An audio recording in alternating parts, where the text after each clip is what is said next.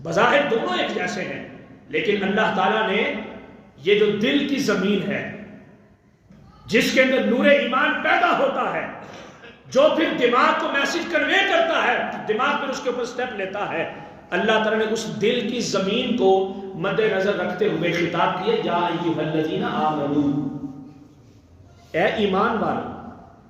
ایمان والا بندہ وہ ہے جس کے سامنے قرآن کی آیت پڑھی جائے گی تو اس کا دل ڈر جائے گا۔ پڑھے سورہ انفال، میں اپنے پاس سے بات نہیں کر رہا، اللہ دوسری آیت میں فرمایا انما المؤمنون الذین اذا ذکر اللہ وجلت قلوبہم واذا تلیت علیہم آیاتہ زادتہم ایمانا۔ ایمان والے وہ ہیں، پہلی نشانی کہ جب ان کے سامنے اللہ کا ذکر کیا جائے تو وہ ڈر جاتے ہیں، میرے رب کی بات آ گئی، میرے رب کا فرمان آ گیا، اب اس سے آگے میں اونچی سانس بھی نہیں لے سکتا، دھمکا مارنا تو دور کی بات ہے۔ جب میرے رب کی بات آ گئی تو پھر رب کی بات کے آگے اور کچھ نہیں ہے۔ پھر فرمایا دوسری نشانی وَإِذَا تُلِيَتْ عَلَيْهِمْ آيَاتُهُ زَادَتْهُمْ إِيمَانًا، اور جب ان کے سامنے اللہ کے قرآن کی آیتوں کو تلاوت کیا جاتا ہے تو ان کا ایمان بڑھتا ہے، پھولتا ہے، جوان ہوتا ہے، طاقت اس کو ملتی ہے جیسے اس کو خوراک مل گئی ہو، ان کے چہرے سے خوشی کے آثار نمودار ہوتے ہیں، اور اس بات کے اوپر اللہ کا شکر ادا کرتے ہیں کہ اللہ تعالیٰ نے ہمیں ایمان کی دولت عطا فرمائی ہے۔ آج کون ہے بندہ جس کے سامنے قرآن کی یاد پڑھی جا رہی ہو تو دل خوش ہوتا ہے؟ سارے لوگ کہتے ہیں مولوی صاحب اپنی اگلا مسیح تک رکھو، ہم مارکیٹ میں ان کو کیوں لے کے آئے؟ تو کیا تجارت میرے مصطفیٰ نے نہیں کی؟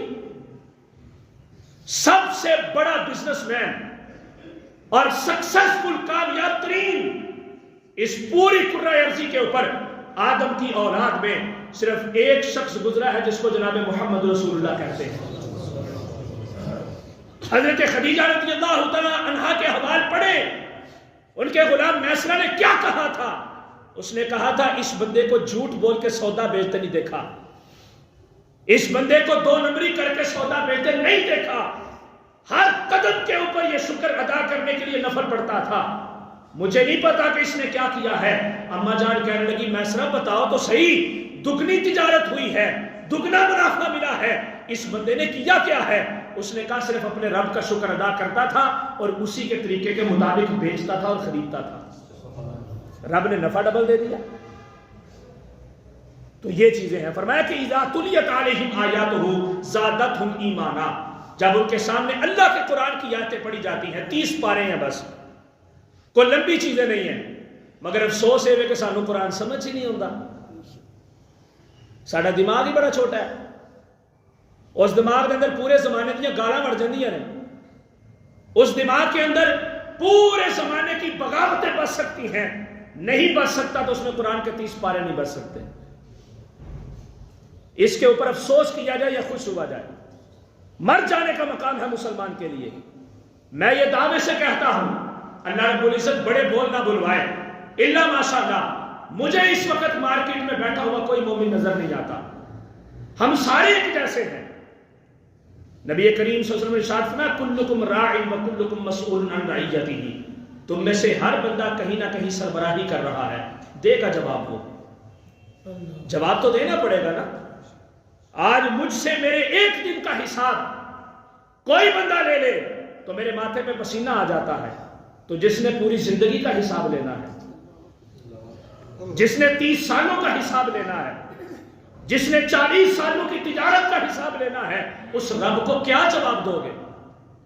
اس رب کے سامنے کیسے بتائیں گے ہم کہ ہم نے کس کا دل دکھایا، ہم نے کس کا حق کھایا، ہم نے کس کی نیتوں کو تباہ کیا، ہم نے کس طرح سے لوگوں کو جو ہے ان کے اوپر راستے تنگ کیے، زندگی گزارنا ان کے لیے مشکل کیا، ہم کیسے اللہ رب العزت کو جواب دیں گے؟ یہی پیغام حضرت مولا کائنات نے دیا، فرمایا تم گوشت جو بیچ رہے ہو، یہ ہڈیاں بیچتے جا رہے ہو، اور گوشت جو ہے اس کو بوٹیاں اپنے پاس رکھتے جا رہے ہو، فرمایا کیوں اپنے آپ کو جو ہے جہنم کا عذاب اپنے لیے تیار کر رہے ہو؟ آپ رضی اللہ تعالیٰ عنہ نے کچھ وقت کے لیے اس کی دکان کو بند کروا دیا تھا، فرمایا یہ تجارت کرنے کے لائق نہیں ہے، یہ لوگوں کو دھوکہ دے رہا ہے، حالانکہ نقصان اس کا اپنا تھا، لیکن ان لوگوں کی حکمرانی کا یہ انداز تھا کہ نہ انہوں نے خود بے ایمانی کی نہ لوگوں کو بے ایمانی کرنے دی. اس وقت لازم و ملزوم چیزیں ہیں. اس طرف سے بھی بے ایمانی آ رہی ہے, اس طرف سے بھی بے ایمانی جا رہی ہے. اور بندہ یہی کہتا ہے جے او کر دینے تو اسی کر لوں گا تو پھر کی ہو جائے گا. یہ بہت خطرناک جملہ ہے.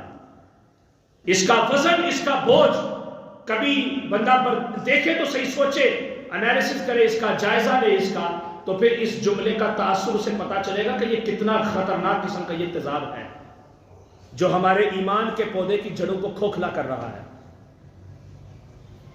تو پہلی نشانی, جب مومنین کے سامنے اللہ کا ذکر ہوتا ہے تو وہ ڈر جاتے ہیں.